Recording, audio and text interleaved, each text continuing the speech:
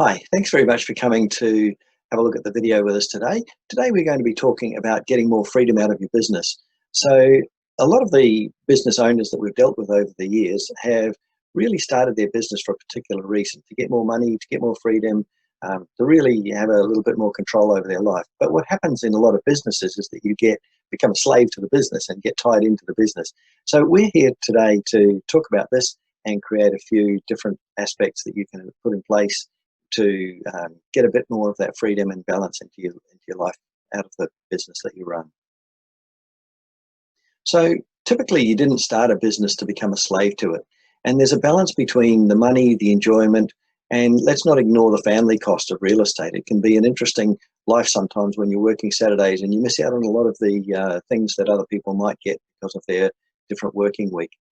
So too many principals never get away from their business, or else they kid themselves that a break is when they go off to a conference or something like that. So let's talk about a real balance between getting your business operating and getting a lifestyle that you started it to probably achieve.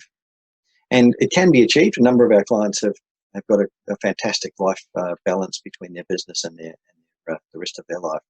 So in this short video, we're going to skim across three aspects of getting more freedom into your life, and then I'll show you where you can go for a bit more assistance if you need to.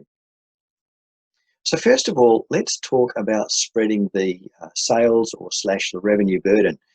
A lot of the time, the principals are doing most of the heavy lifting in their business. We are relying, or their business is relying on them to produce most of the sales and consequently most of the revenue. So what you need to do is create a plan of how you'll spread that responsibility from the principal across to the rest of the sales team, and preferably across the team in a reasonably even basis so that there's not too much reliance on just one person. We've done this successfully over the years with a planning process where you look at the capabilities of the sales team and then work out where the balance of this is going to go. And what it actually creates is a team environment where the business is relying on the team rather than one person, because the reliance too heavily on one person is actually an unstable business model. And it's quite a dangerous business model if that person is unable to, for some reason, produce the revenue that's needed to keep the business running. So that's the first aspect, is to spread the revenue and the sales burden. The next one is to introduce systems, and these are a particular type of systems. When a business is relying on one person, what we need to do is enhance their ability to delegate some of that responsibility out across the team. And the way to do this is a particular methodology. We call it the job split, but it's an analysis of the roles that are being conducted and where those best sit in the organization. Once you've done this and you've delegated off as much of the tasks as you can that are relying on the single predominant pinnacle person, then you can establish where the gaps are. So for instance, if you were the principal, you can then have a look at the gaps about what would happen in the business if you weren't present. And the other thing that you can do is put an escalation in path.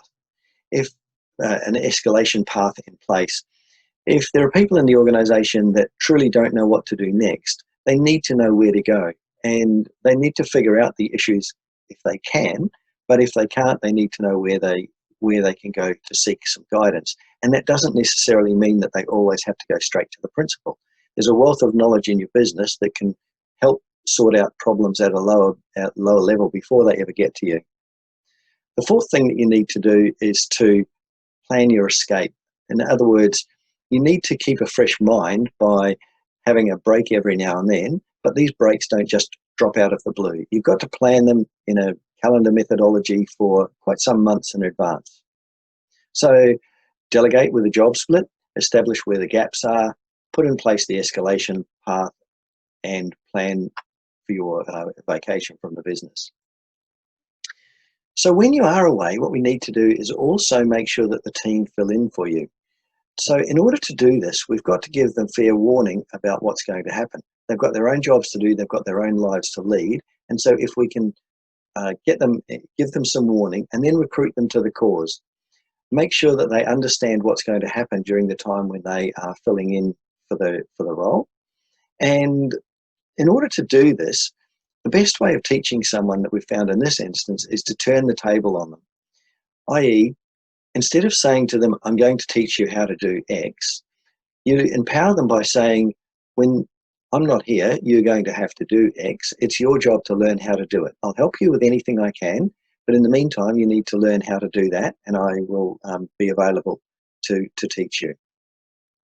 You might want to run some trials on this, just ease into it slowly. It's not a matter of taking weeks and weeks away from the business and expecting it to run, but even if you just go for a day or two, or an extended weekend or something, you can gradually ease into the business operating in a functional, fully functional way without you being present.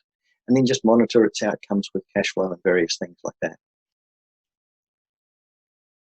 So there we've covered off today a few of the elements that you can put in place to improve the ability to have a balanced lifestyle from your business, including the when you're present and when you're not present, and your team stepping up.